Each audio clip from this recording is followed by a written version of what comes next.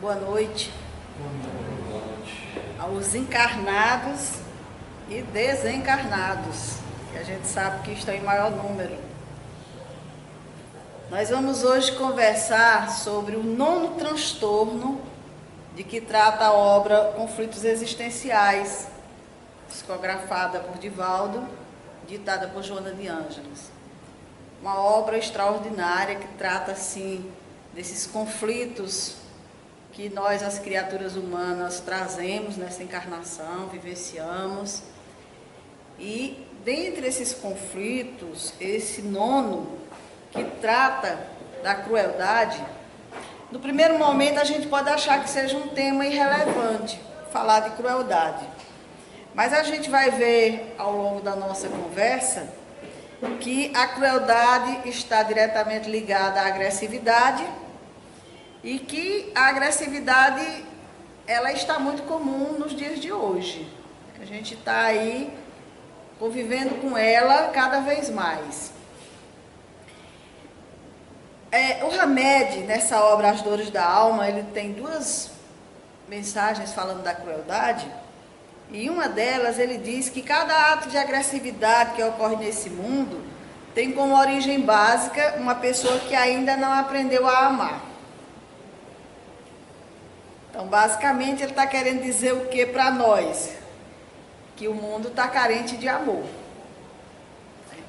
Porque se a agressividade está crescendo, se a gente está vendo isso cada vez mais, e é uma carência de amor, porque cada ato tem como origem uma pessoa que ainda não aprendeu a amar, então o mundo está carente de amor. Porque a agressividade está muito grande, não é só agressividade física, não. Hoje, o que a gente acompanha, o que a gente observa, é que até mesmo a nossa liberdade de expressão está um pouquinho reduzida. A gente não pode dizer aquilo que pensa nas redes sociais, que você pode, de repente, ser agredido num comentário, numa atitude, perder até amizades. E isso evolui muito quando as opiniões, começam a surgir em sociedade, de repente, para aquilo ali se incendiar e se transformar numa agressividade física. A gente sabe que está acontecendo isso muito. E às vezes a gente fica até indignado com tanta crueldade que a gente vê no nosso dia a dia, nos meios de comunicação, nos noticiários. É tanta violência, é tanta agressão que a gente às vezes fica assim, se a gente não se desligar desses canais, a gente começa a perceber que a gente começa também a ter uma certa raiva, aquilo vai evoluindo dentro da gente, e se a gente não tiver muito cuidado, daqui a pouco a gente está sendo agressivo também. Até respondendo de uma forma agressiva um comentário, uma coisa que depois a gente para e pensa, poxa, por que eu agi desse jeito? E não se dá conta que a gente está indo nessa onda de pensamentos, de vibrações, que a gente precisa se policiar. A escritora Raquel de Queiroz, falando sobre a crueldade, ela diz o seguinte: fala-se muito na crueldade e na bruteza do homem medievo, mas o homem moderno será melhor? Será que nós estamos melhor do que o homem da antiguidade, da agressividade de antigamente? A gente que hoje já evoluiu tanto em conhecimento, intelectualidade, será que a gente está melhor do que esse pessoal? O Nietzsche diz: a crueldade é um dos prazeres mais antigos da humanidade. Quer dizer, prazer. Um dos prazeres mais antigos da humanidade. E há quem pense, isso não é o Nietzsche que disse, já foi um outro pensamento, há quem pense que talvez o mundo precise de um pouco de crueldade para a ordem se manter. E até quem pense que precisa de pessoas que têm esse sentimento de crueldade para manter o pulso firme e conduzir o povo. E a gente sabe que por conta disso a humanidade já sofreu muita coisa, essa questão da crueldade, dessa mão forte que estaria ali conduzindo as nações. Então, os povos primitivos resolviam questões tendo a violência como base. E aí, o Hamed, nessa obra sobre crueldade, uma das mensagens, ele fala a respeito dessa crueldade já existente nos povos primitivos, quando diz que a pena de morte já se achava estabelecida em quase todos os povos da antiguidade. Por isso que Nietzsche disse que a crueldade era um prazer dos povos antigos. Porque hoje, quando se fala em pena de morte, a gente sabe que alguns países têm, outros já estão desistindo de ter. Quando se fala no Brasil, ninguém quer ter, a Constituição não permite e tudo mais. Mas na antiguidade, essa pena de morte estava estabelecida em quase todos os povos da antiguidade. E aí o Hamed fala de Atenas, que tem mais ou menos 3.400 anos, que tinha essa pena de morte e dava ao sentenciado à morte opções de escolha. Então ela tinha uma pena de morte que tinha um leque de escolhas e a pessoa que era sentenciada escolhia como queria morrer. Ou estrangulamento, ou corte de cabeça através do cutelo, ou envenenamento. E a maioria das pessoas preferiam o envenenamento por sentir que seria mais doloroso, que seria menos cruel. Então aí a gente começa a ver que havia assim, um sentimento de crueldade mesmo, de se escolher as formas mais agressivas para lidar com o ser humano. Ainda Hamed falando, na Roma Antiga, fundada há 753 anos antes de Cristo, as sentenças mais generalizadas eram enforcamento e decapitação. Hoje a gente acha isso absurdo, mas naquela época era o comum, né? Ao homicida de pais e irmãos era aplicada uma pena invulgar, ser cozido vivo e depois atirado no mar. Hoje, a gente sabe de crimes que acontecem, a gente acompanha pelas mídias sociais, de filhos que tiram vidas de pais, de irmãos que tiram vidas do outro, mas não se tem mais esse tipo de conduta. Até se condena, hoje nós temos os direitos humanos, né, que não permite que se tenha nenhuma atitude cruel com essas pessoas, mas veja como era no passado.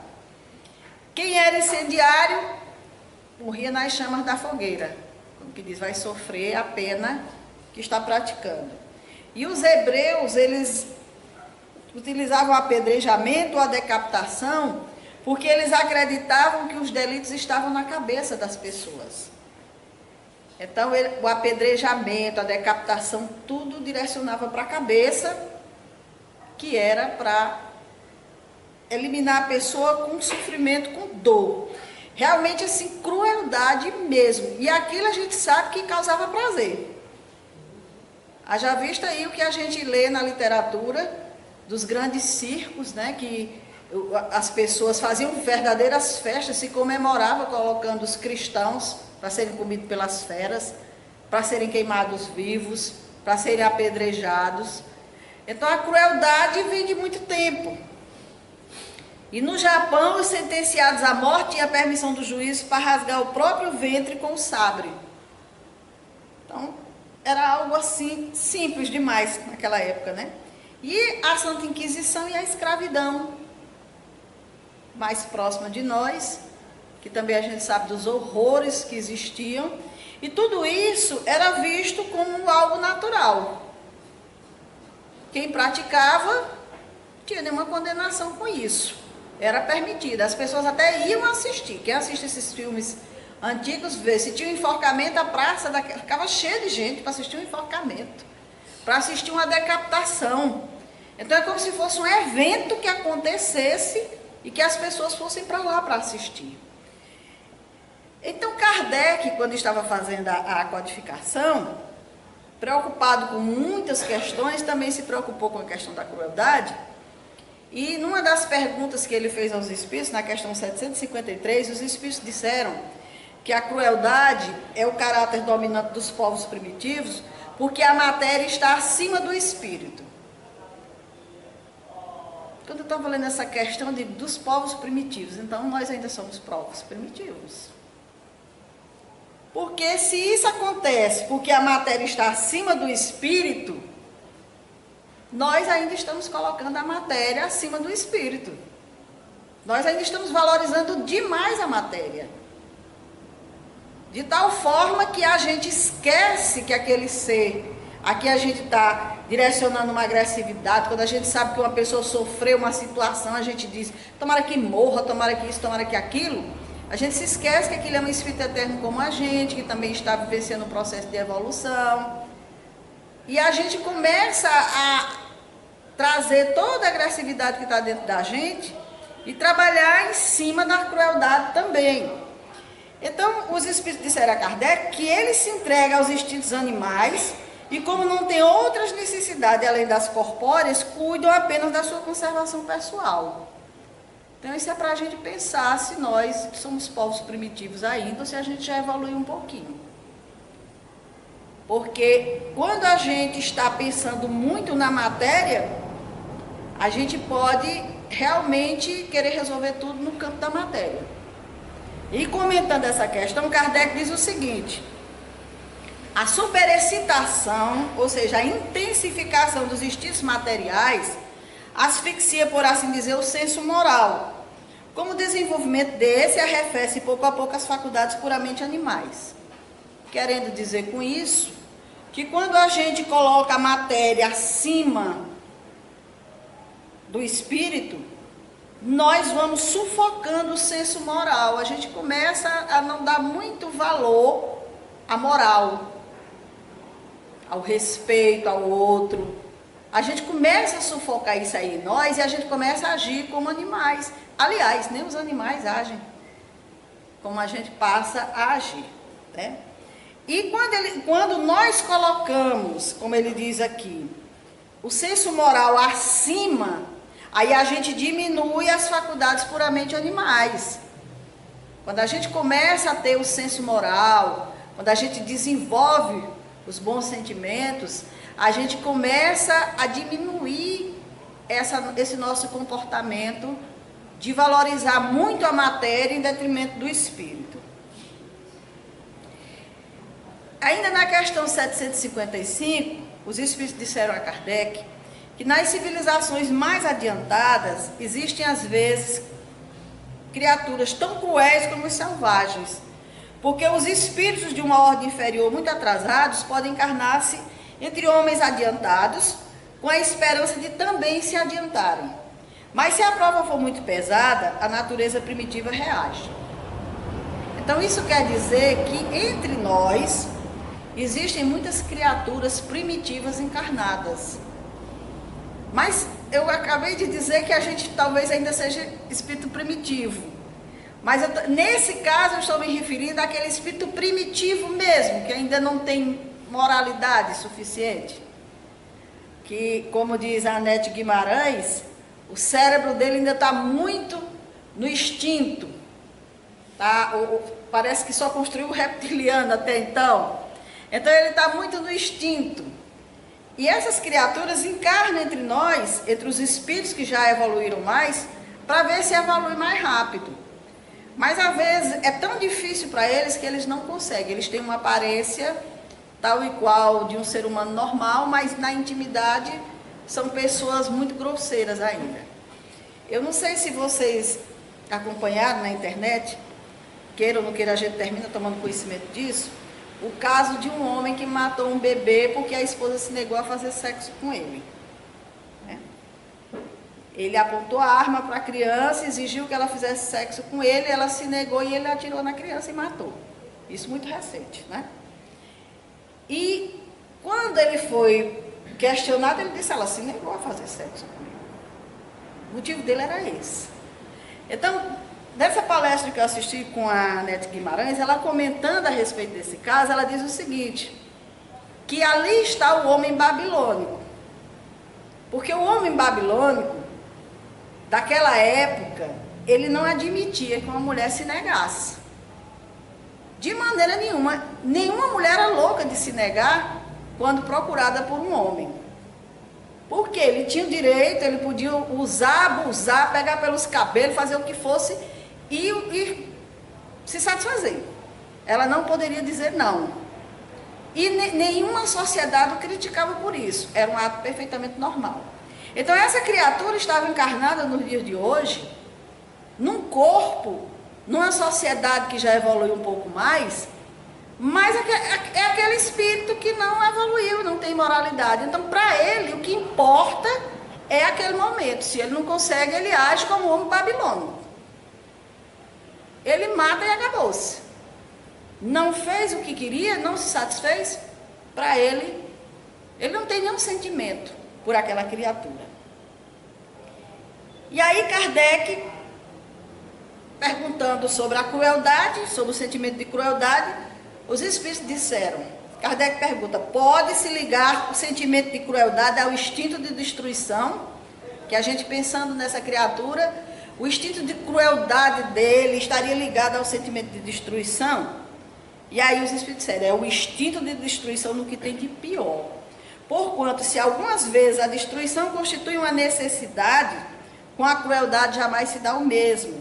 Ela resulta sempre de uma natureza má. Então, o instinto de destruição, de repente, para nós, pode ser um instinto de preservação.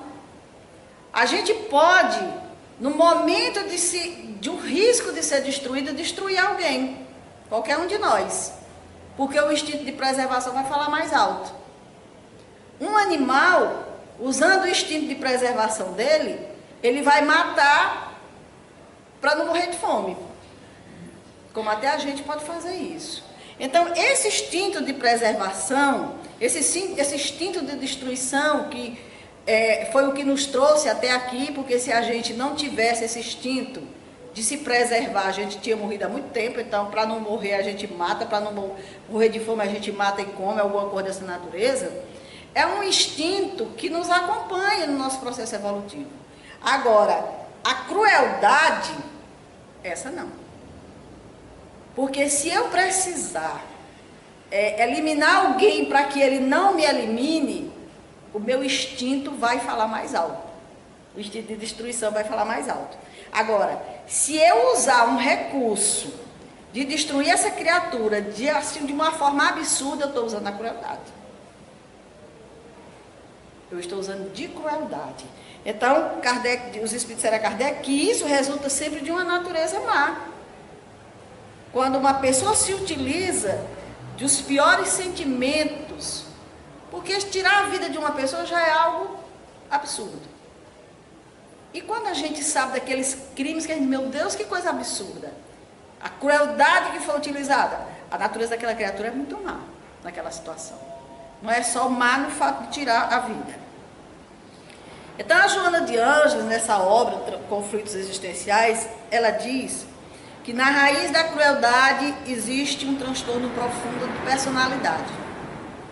Essa pessoa que tem esse instinto de crueldade, esse sentimento de crueldade, ela tem um transtorno de personalidade.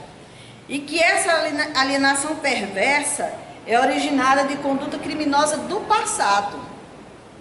Esse espírito, ele já vem do passado com esse sentimento. E diz Joana que pode acontecer desse espírito ter vivenciado alguma experiência e se sentindo injustiçado, não esperando, não confiando na justiça divina, por suas próprias mãos se utilizou da vingança. E às vezes com a ferocidade tão grande que seria assim muito maior do que a agressão que ele sofreu. E muitas vezes essa criatura foi condenada na justiça e ela achou um absurdo ser condenada por uma coisa que ela julgava que era justo. E aí desenvolveu um sentimento de mágoa, de revolta muito grande contra a sociedade. E esse sentimento se expressar quando ele estivesse convivendo dentro dessa sociedade. Então, assim, a gente sabe de pessoas, de casos, que a criatura foi presa porque cometeu um ato absurdo e já foi dizendo, no dia que eu sair eu faço isso e aquilo. E quando sai, realmente faz.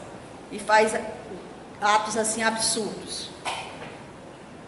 E essa criatura, com certeza, é alguém que tem um instinto mau, tem um distúrbio de personalidade aí. Com certeza, não é um ser humano equilibrado, normal, sadio, evoluído, nada disso, de maneira nenhuma. Uma pessoa que não aceita o rompimento de um relacionamento, e só citando um caso, para a gente se colocar dentro do assunto, rapta seus 2 filhos e chega bem ali, mata os 2 filhos e se mata, é uma natureza má. Porque o ato, a crueldade foi tão grande que não foi suficiente fazer só com 5, fez com 2 seres pequenos ali, como quem diz assim, eu quero ferir, eu quero deixar mesmo, eu quero acabar, ela não vou matar ela, mas ela vai morrer por dentro. Então é a crueldade da criatura que ela traz ali com ela, e esses seres humanos estão aí, são as notícias que a gente está lendo nos jornais. Então a Joana continua dizendo que em alguns quadros da esquizofrenia, nós encontramos o paciente perverso, que é totalmente destituído de sentimento, de culpa ou de consciência de dever, mantendo-se impassível diante do mais tenebroso comportamento que se permite. Tem muito caso aí de esquizofrenia nesse sentido. Muita gente louca, de pensamento desequilibrado, que comete atos absurdos e que não sente nada em relação a isso.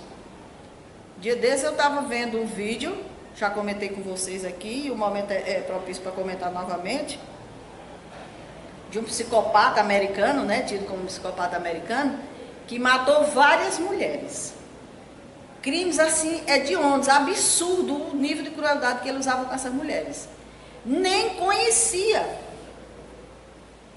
Que é como a Joana nos fala, né? É uma mágoa, uma revolta contra a sociedade, que ele quer ferir, não interessa. Quem surgir no momento.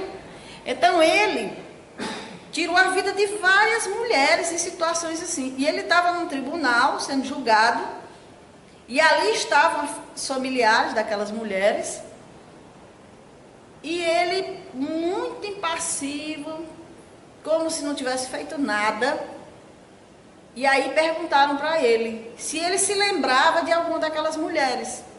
Ele disse não tinha nenhuma importância para mim. Friamente, nenhuma era importante para mim, nem lembrava. E isso causou muita revolta nos familiares, porque começou o tumulto no tribunal, gente gritava, gente chorava, não era importante para você, mas era importante para mim, e desejando, cada um que desejava o pior do pior para ele. E ele olhava para as pessoas friamente, como eu estou olhando para vocês aqui, não fez nada demais. Até que um senhor se levantou, foi até ele e disse: você tornou muito difícil para mim um ensinamento de Jesus Cristo, de amar os vossos inimigos. Eu te perdoo. E aí ele desandou em choro, ele não suportou.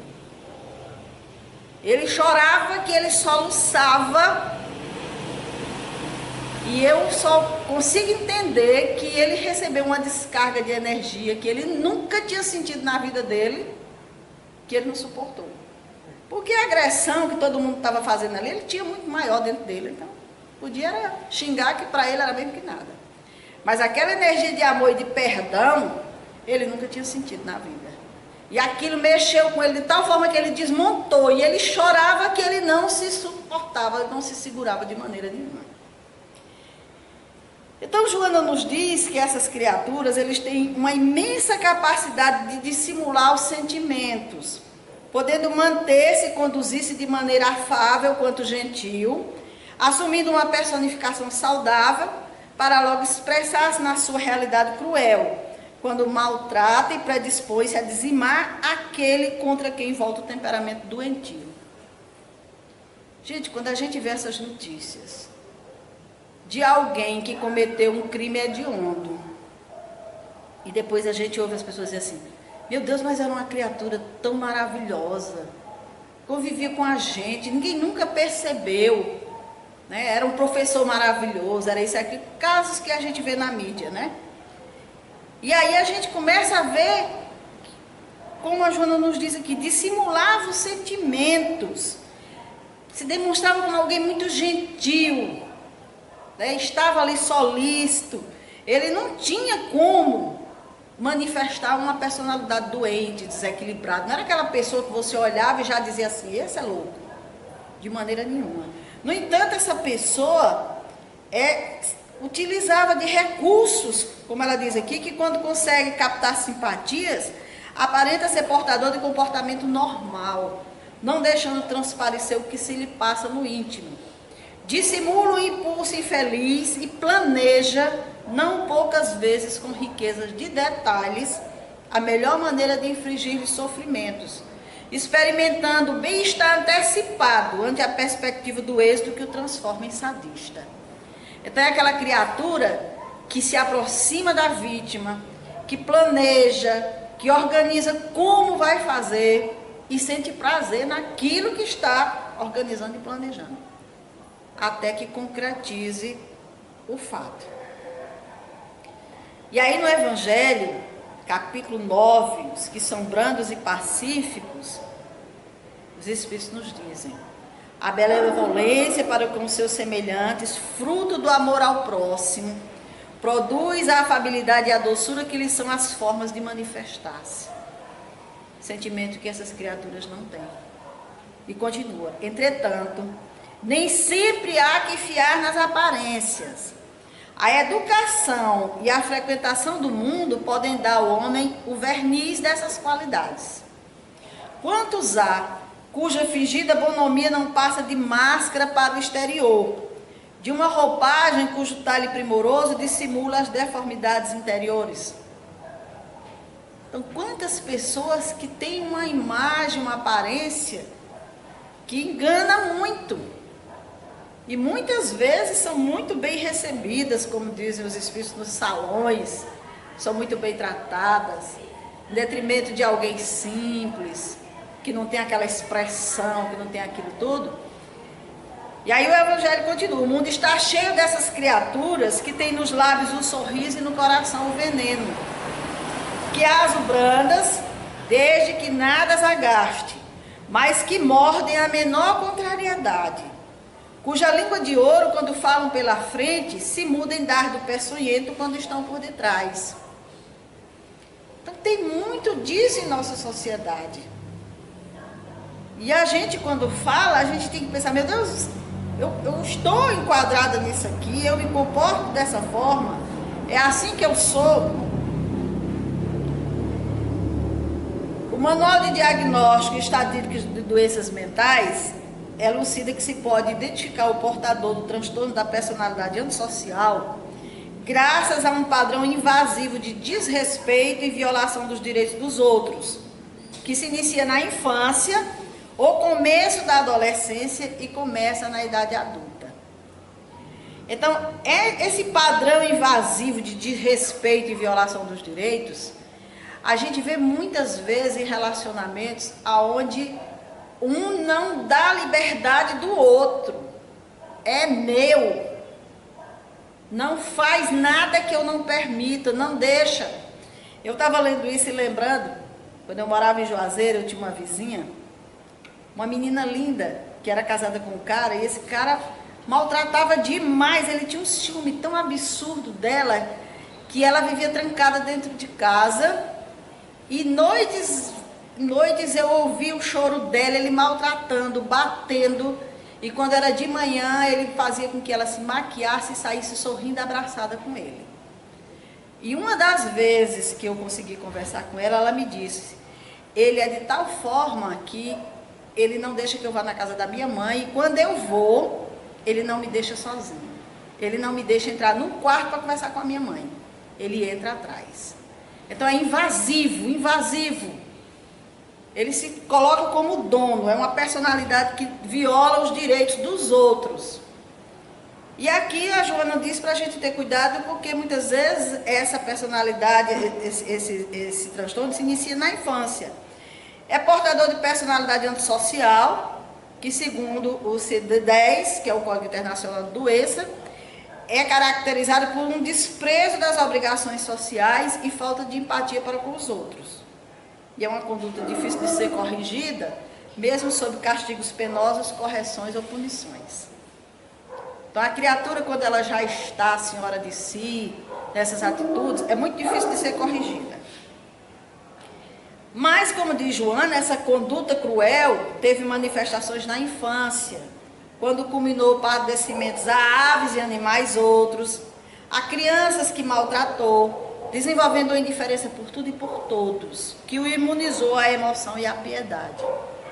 Então a gente tem que ficar atento quando os nossos filhos são pequenos, que tem prazer em maltratar os animais, em maltratar as pessoas, porque aquela criatura, ela está vivenciando aquele processo para ser educada. E muitas vezes os pais acham até interessante isso, ou não tem autoridade moral sobre elas. E o que acontece? Elas não trabalham nem a emoção e nem a piedade. Crescem com aquele sentimento de maltratar, sente prazer naquelas atitudes com os animais, com as pessoas. E isso, depois que cresce, quanto mais se aplica a crueldade, mais adquire habilidade para ocultá-la e torná-la pior, alcançando níveis perversos impensáveis pela mente saudável. Então ela começa a pensar em cada vez mais um ato mais agressivo, porque aquilo vai dando prazer. O prazer decorrente do crime oculto estimula ao prosseguimento da ação doentia, não se detendo diante de novos cometimentos infelizes. Então a criatura, após um, já está em busca de outro. E muitas vezes, muitos desses nossos irmãos estão cometendo esse tipo de atitude na sociedade e a gente nem sabe. Quando se descobre inúmeros crimes, como a gente já viu aí, e se a família, todo mundo, a sociedade, todo mundo, meu Deus, mas é uma pessoa tão tranquila, uma pessoa tão pacata, uma pessoa... E o comportamento dele, o prazer que ele sentia, ele reservava para si, contanto que ele realizasse aquilo, né? Então a Joana diz que nem todos são induzidos ao homicídio, podendo permanecer na periferia da prática hedionda, maltratando de outras maneiras aqueles que lhe acercam, mediante indiferença real ou bem trabalhada, fazendo-se hábeis na arte de ironizar e mentir, e colocando-se acima do bem e do mal, como se fossem inatingíveis. Então tem criatura que tem prazer de massacrar, de humilhar, de fazer sofrer o seu companheiro, a sua companheira, um amigo, uma pessoa que sabe que... A pessoa que provoca, que pratica o bullying, por exemplo, que muitas vezes ele sabe que aquela pessoa é incapaz de ter uma reação, é uma pessoa que não tem expressão, então ele tem prazer de massacrar aquela pessoa, de judiar, de ferir, de agredir. Não precisa matar, mas isso é um transtorno de personalidade também. Então a Joana fala da terapia da crueldade e, inicialmente, falando desse comportamento dos relacionamentos, ela diz que são necessárias condutas de segurança moral, a fim de que as suas provocações bem urdidas não se transformem em razão de sofrimento ou de angústia geral ou pessoal.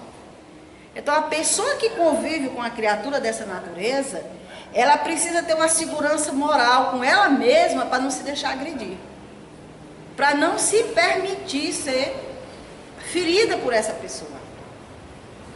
Já é uma forma de conter essa pessoa, de não permitir que ela dê vazão ao seu instinto. Mas aí ela fala também, nos casos mais graves, das psicoterapias especializadas, nas quais o psicoterapeuta pode recorrer à regressão de memória para diminuir-lhes o fluxo dos sentimentos contraditórios que ressumam do inconsciente, alterando-lhe as fixações de perversidade como mecanismo de vingança. Então, às vezes, é necessário, e o psicoterapeuta pode até trabalhar essa questão da regressão de memória, para ir na causa do problema. Qual é o sentimento que está ali, o desejo de vingança, o momento... E de repente, se trabalhar essa causa, é uma das terapias que ela indica. Fala das praxiterapias, que é uma terapia prática, com uso e aplicação de um ritual, de um comportamento, que diz que é bem valiosa, se bem aplicada, porque consegue gerar interesse por atividades desconsideradas, desviando a mente da obstinação cruel. Então, percebe-se a criança nesse nível, esse tipo de terapia vai criar interesse por outras atividades que vai desviar a mente dessa obstinação cruel. Ela vai ser, de acordo com o profissional, orientada, conduzida, trabalhada para ir trabalhando nesse campo de crueldade. Em casos especiais, a terapia psiquiátrica auxiliará na regularização das neurocomunicações, restabelecendo a longo prazo o equilíbrio. Então, um psiquiatra ajuda, uma medicação, tudo isso vai sendo analisado, vai sendo auxiliado. E a terapêutica espírita da bioenergia, do passe, da água fluidificada, que consegue efeitos salutares por alcançar os delicados campos de energia do espírito reencarnado, renovando-lhe o raciocínio e orientando. Então essas energias vão trabalhar o campo espiritual da criatura, acalmar, acerenar, auxiliar de alguma forma. E como a Joana nos diz que geralmente nesses casos de crueldade encontram-se também vinculados àquelas personalidades inimigos, espíritos também com um nível de crueldade muito grande, que estão ali vampirizando, querendo que a criatura cada vez mais tenha atitudes daquela natureza para se comprometer cada vez mais, a desobsessão também vai auxiliar. Auxiliar no sentido de ir encaminhando aqueles irmãos que estão ali próximos, que estão potencializando a mente daquela criatura, que estão fazendo com que ele vá em busca de determinadas situações, tudo isso vai auxiliar com certeza. Então ela diz, unindo-se, portanto, os recursos terapêuticos das doutrinas psicológicas com aqueles do espiritismo, ou seja, toda essa gama psiquiatra, psicoterapeuta, tudo que puder, com o espiritismo, o paciente torna-se um campo experimental positivo, no qual o amor e a caridade dão-se as mãos para auxiliar. Então, tudo o que a pessoa, a família, ou o próprio ser puder buscar em auxílio, vai encontrar, com certeza, uma ajuda muito grande. E aí os Espíritos dizendo a Kardec, na questão 756, a humanidade progride. Esses homens dominados pelo instinto do mal, que se encontram deslocados entre os homens de bem, desaparecerão pouco a pouco, como o mau grão é separado do bom quando joeirado, mas renascerão em outros invólucros. Então, com a experiência, compreenderão melhor o bem e o mal.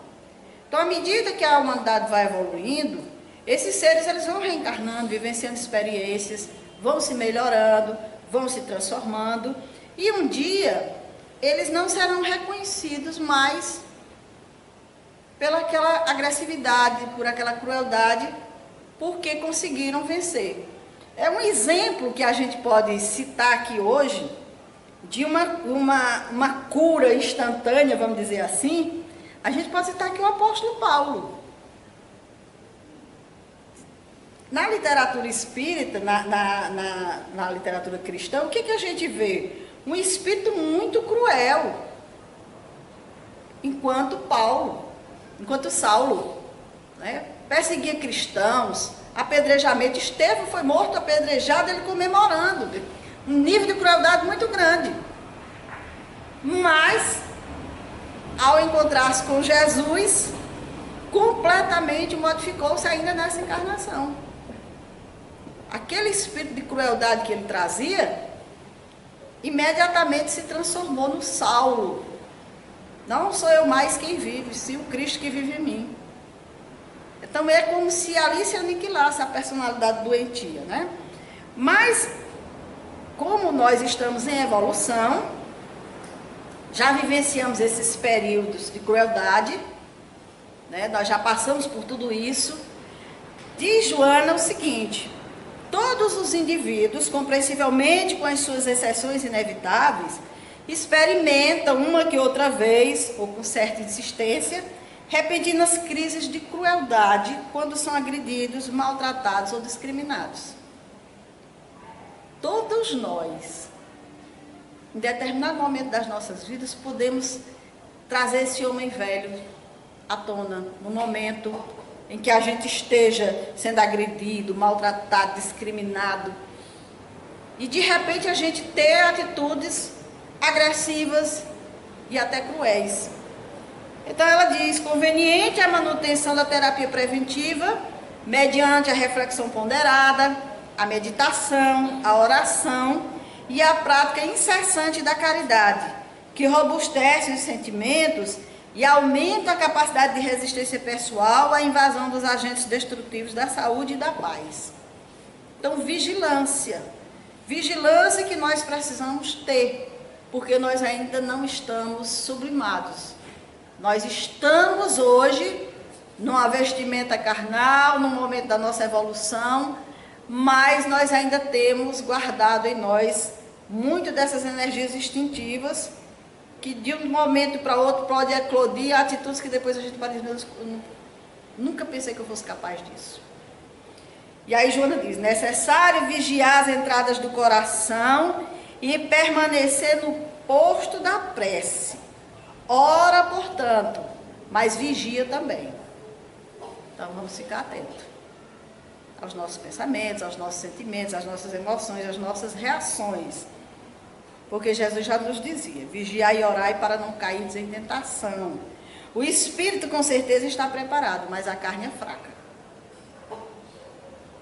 Se a carne é fraca, nós estamos na matéria, não somos ainda espíritos na conquista plena, então que a gente esteja atento aos nossos comportamentos, e quando a gente, diante dessas atitudes que a gente vê por aí, que a gente ainda não consegue entender, que a gente ainda não consegue aceitar, que a gente pelo menos direcione uma prece para esses nossos irmãos, porque são espíritos muito necessitados, com certeza, de uma vibração de amor, tal qual o nosso irmão que nós citamos, que ao ser visitado por uma energia boa, não teve resistência, tal qual tinha em fazendo mal.